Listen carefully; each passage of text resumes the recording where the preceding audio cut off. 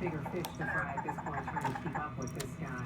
But you just saw the Wallaceville exit from three-quarters of a mile ahead. All right, so Wallaceville, he's going to be approaching Winnie.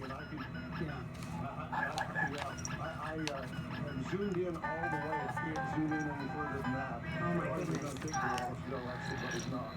Yeah, okay, so Past for that the motorcycle audience, rider, yeah. here's the problem here. We've been trying as the chopper, I'm talking about we as the ABC Coast News, trying to keep up with this guy. The chopper's traveling at 120 miles an hour.